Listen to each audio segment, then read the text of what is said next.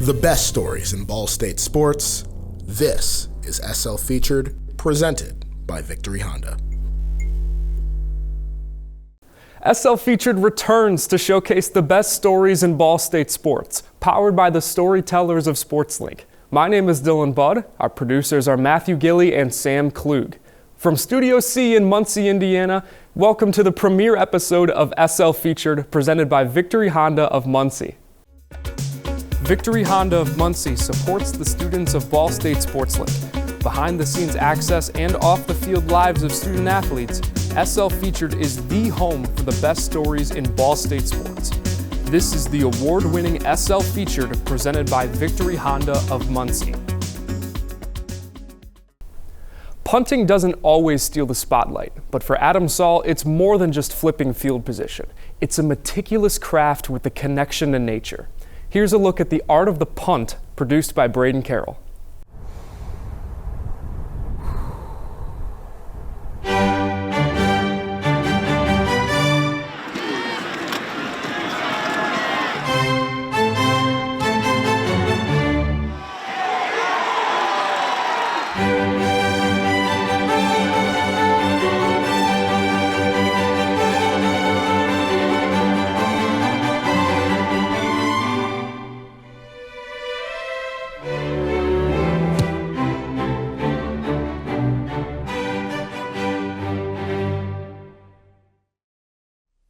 My name is Adam Saul. I'm a punter for Ball State. I'm originally from Gurnee, Illinois, just north of Chicago. Given a blessed opportunity to come make a difference here at Ball State.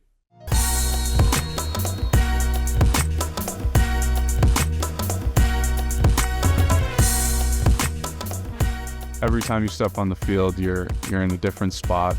There's different wind, different field conditions. I think each time you step out there, it's its own beautiful piece of art, and you get to go and create that every time.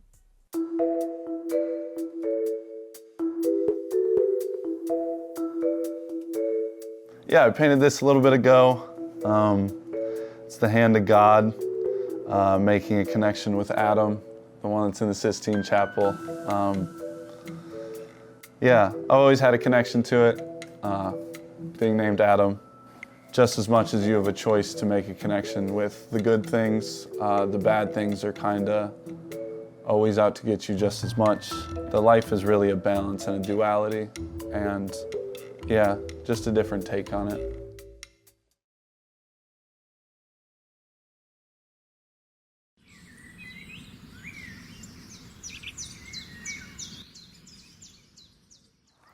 A lot of scenes like this where the sun is there, but it's poking through a lot of leaves.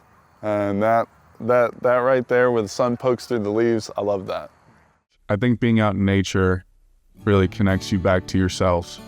I think that this world has a lot to show us, and we have to open our eyes and open our ears. Sometimes there's some really interesting things in standing water around trees, but I don't see any goodies in there right now.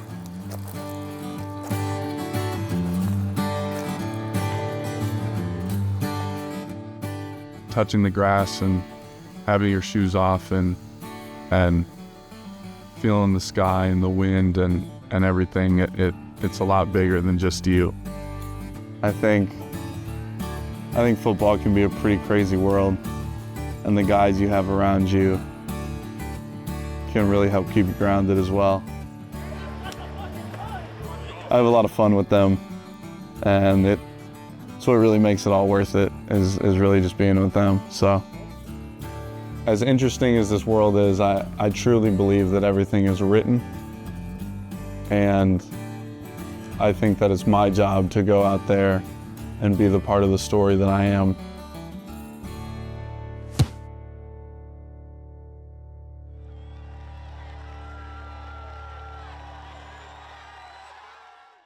Some legacies are built on the field, others are forged long after the final pitch. Cardinal baseball alumnus Mike Shebek has done both. Now, the Cardinals pay tribute for an impact that lasts far beyond the box score. Here's his story, produced by Jack Beebe. Hi, I'm Michael Shebek. I am a 4-year pitcher here at Ball State from 85 through 88, graduated 1988. I actually played against Michael, which is kind of cool. He claims to have gotten me out, which I'm sure is true. He looked up the box score. Mike, interestingly enough, had a lot of our pitching records. I mean, he logged a lot of innings and, was a workhorse in the program. I had success.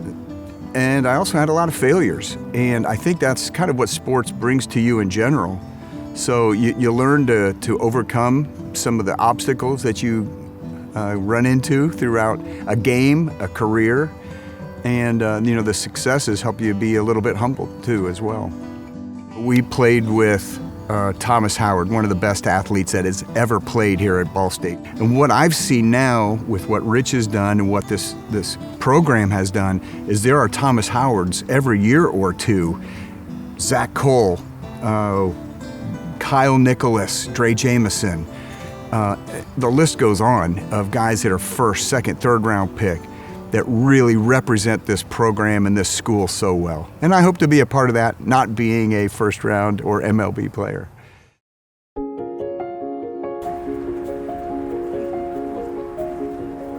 Rich gave me a phone call. We became friends, and he had this vision for what this field could look like here. Beautiful turf, beautiful press box, nice stands, locker room and lights, scoreboard. And really the last piece of this is a locker room.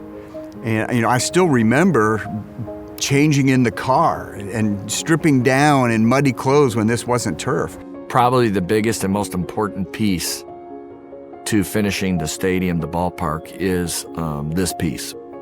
Because this is where the players are going to live. This is where our culture is going to grow. To be able to have a players' lounge, a nutrition center, to be able to have a spacious locker room that we can call our home. Oh, it's a game changer. I think, our gift from Katie and I really kind of puts the period at the end of the sentence, or maybe the exclamation mark, I guess, of putting this vision of what this place could be. I think it kind of completes it. And I can only imagine and dream about what a recruit will do when he walks on campus with the story we've been able to have with all these great players that have gone through Ball State in our history. We've had so many of our former players just be able to generously give, and that makes me really proud.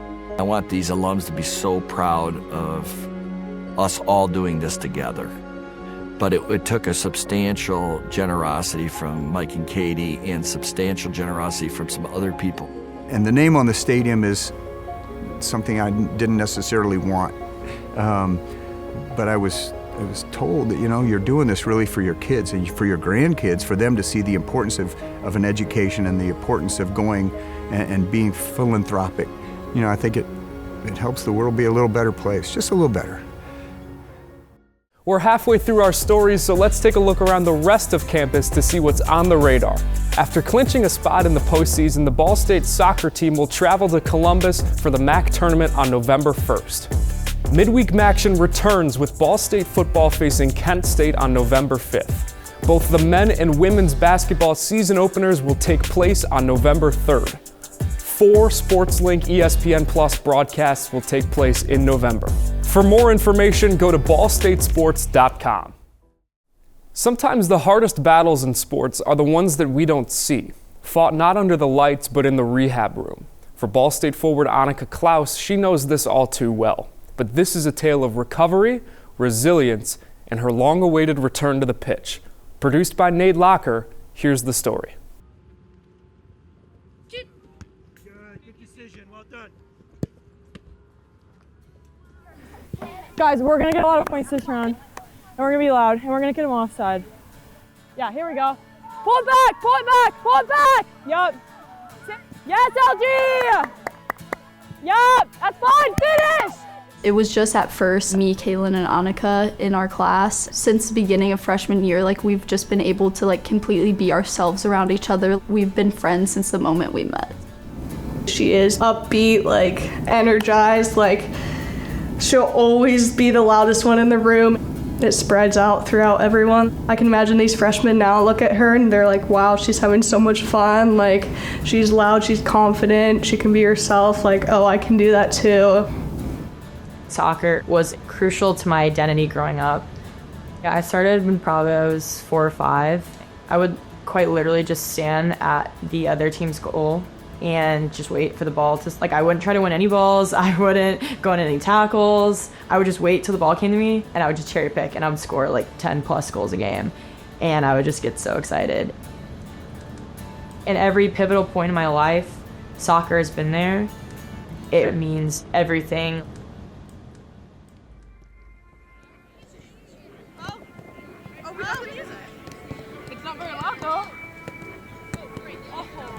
My freshman year, I was really excited. It's a Division I program. Like, it's all new. I'm a freshman, I'm a rookie. I can really have the chance to make my impact. But I had an extreme list of injuries. I've torn my hip flexor before. I've broken my femur bone. I had an Achilles injury, a lot of knee injuries, too many to count in one hand. You always have to worry about the freshmen coming in because it's a big jump going from high school to college, the commitment and the demands. We see a lot of soft tissue injuries, but we also see our fair share of concussions too, and other contact type of injuries.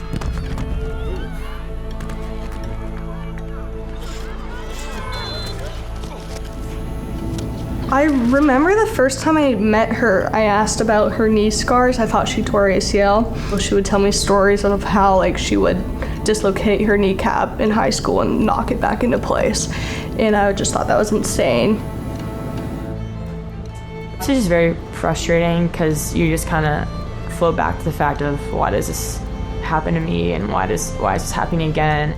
But when the body starts hurting, you have to turn to the mind and say, I can't shut down. Like, I know I can keep going. In practice, freshman year, she broke her arm once, so she was always working through injury freshman year. And then, obviously, the Toledo game happened, and yeah. And we are off from Bryant Sports Complex. Ball State will take possession first, going from left to right.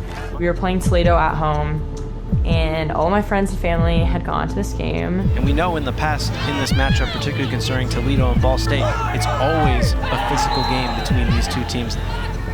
Jeffers will clear this away in the air again. I was receiving a ball out of the air, and two girls kind of sandwiched me. They hit my leg, like one hit that here, and then the other hit it here, and then my kneecap, like, subluxed and popped out of place. Klauss on the ground now. Looked like a hard collision. Klauss is still down. I was immediately really concerned for her because I could just see the pain on her face. As a soccer player, you never want to see that because it's the worst injury you could probably see. I was very scared. You don't want to see your best friend going down like that. I remember calling Sean right away, or someone calling Sean right away to come over and help. We certainly hope that she's okay. You just never like to see anything like this. I remember going down and just screaming and crying and telling my coach, like, I can't do this again. I can't do another surgery. Like, I don't know what I'm going to do anymore. Knowing the season was done and that the surgery was in my future, yeah, very disheartened.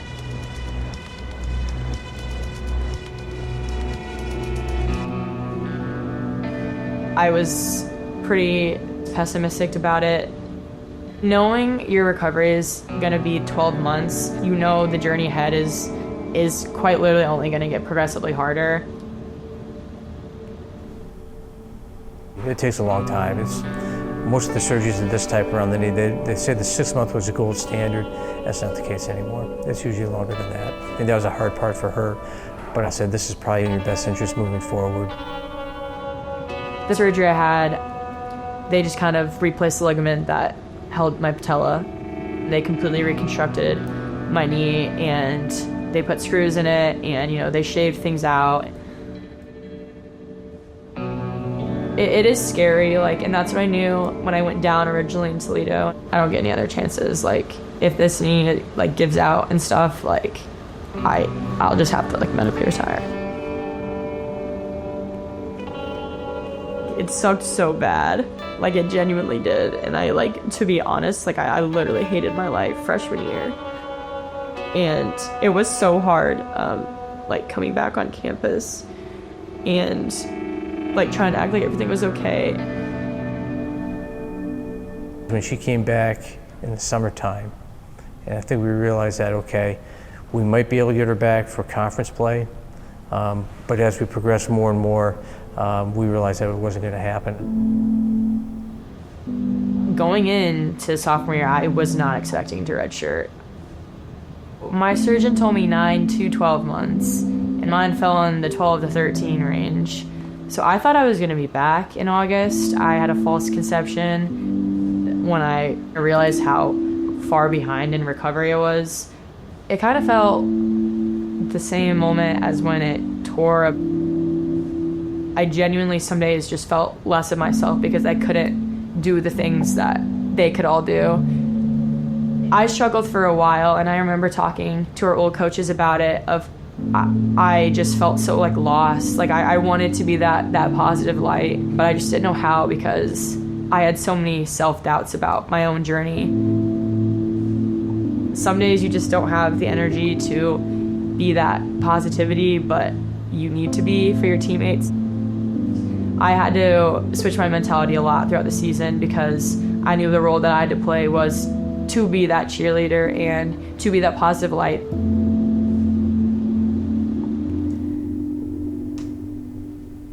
She might have not been the happiest behind the scene because as players, we want to play.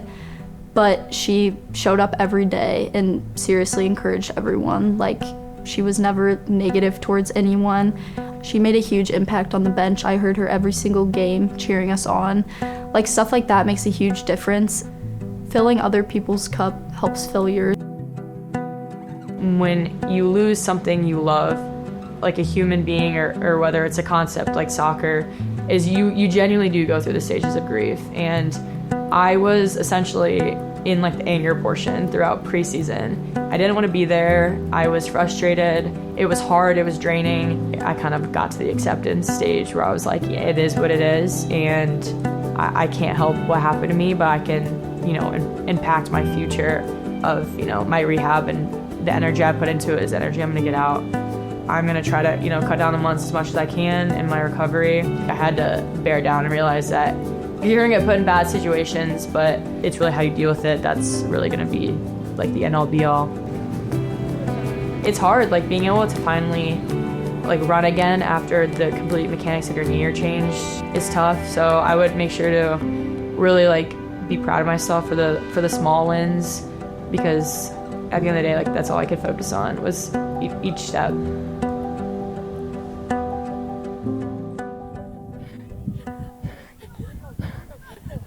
I'm not there. I'm not there.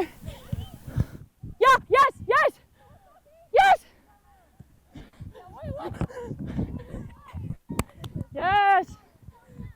Great ball. When I did come back, it really was an unmatched feeling. I remember the day I got cleared. My windows were down, music was blasting, like life felt so good again. In the spring when she was back, like she went insane. Like she was all over the place, like on the field. She didn't play scared. She didn't play like she was afraid of getting injured again or like how she had just been injured. So it was awesome to like see her like finally be back and like be able to play like herself, like with that same like attitude, that same physicality, as if she had never left the field. She's got a lot of confidence, a lot more than she had even prior to the surgery her freshman year. I think she's out there, she is very aggressive. She doesn't back down from anybody on that field. I mean, you see someone who's been through a lot the last 2 or 3 years here with the type of injury she had and the recovery process, and she's back out there playing. It could be scary, but it's also a lot of fun. Being healthy is, you don't realize how awesome it is until you've been out for a really long time. It really has made me appreciate everything. Like, I get excited for practices. I don't get super excited to run, but I can run, which is great. I'm so elated every single day to like seriously be out there, and like it sounds corny and cheesy, but there was a time where I couldn't. When she fully came back, We ran the beep test one day in the spring, and she was so excited because she hasn't ran it the past couple times we've run it. Like, I remember getting on the line and she was screaming like, we get to run this. Like, we don't just have to get to sit and watch while injured, but we get to run this. I will never complain about getting the opportunity to play soccer or any minutes I get or any opportunity to step on the field and just play the game that I love. Like, I knew I was never gonna take that for granted again. I don't think I would have considered myself as grateful as I am today without those moments of not being positive and feeling super down and grieving the sport that was gone that I loved. It was just a lot of resilience that I was like, if I can do this, I can do anything.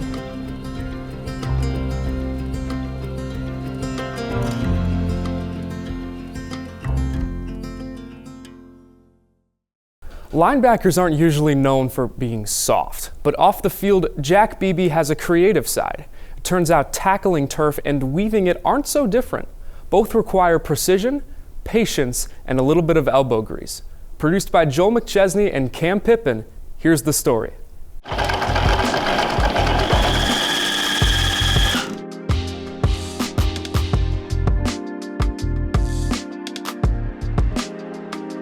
I started playing when I was about 7 years old. Played youth football, Pop Warner, stuff like that, CYO. Kept playing and never stopped playing, really. I was offered a walk-on spot January of my senior year. Started from there and worked my way up the depth chart. Got put on scholarship heading into my junior year by Coach Neal. If they didn't offer me, I probably wouldn't be here playing football at all anywhere.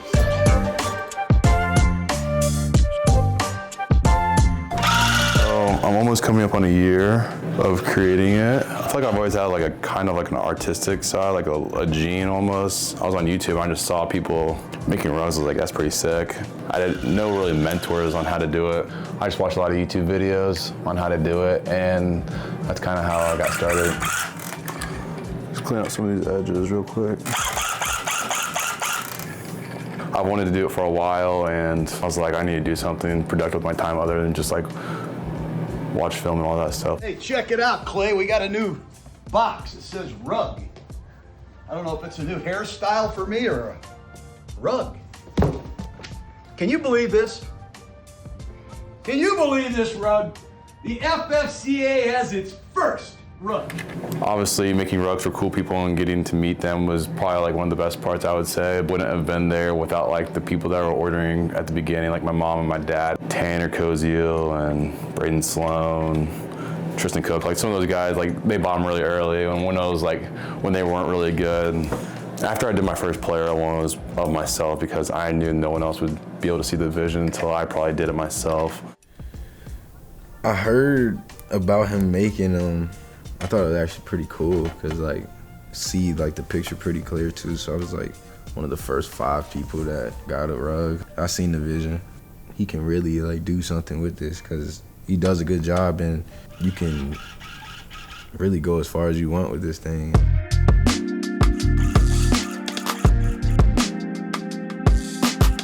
So when I first got here, I walked in the locker room one morning when we had one of our workouts, and I saw Kyle had a rug at his locker. After that time, I texted him. He just made a game day picture from Purdue for me.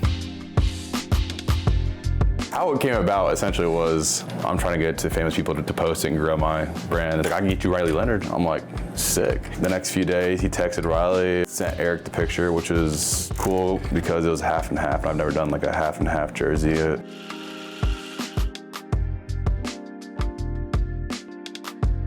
Started doing it just as kind of like a joke, not like a joke, but like as a hobby because, you know, things are kind of boring after football sometimes. You know, there's a lot of free time. I think this is a great avenue for me to like just relax a little bit and just get my mind off of the stresses that can come with it. A lot of people didn't think I would be able to do it, and they weren't like confident that I was gonna be able to make rugs like that, because most of them didn't know how, I would say, and I can't really blame them for that, but here I am doing it. This will conclude our premiere episode of SL Featured. For more content like this, be sure to follow our social media at BSU SportsLink. For our producers Matthew Gillie and Sam Klug and the rest of our crew at SportsLink, I'm Dylan Budd saying so long from Muncie, Indiana. Thank you for watching. We'll see you next time.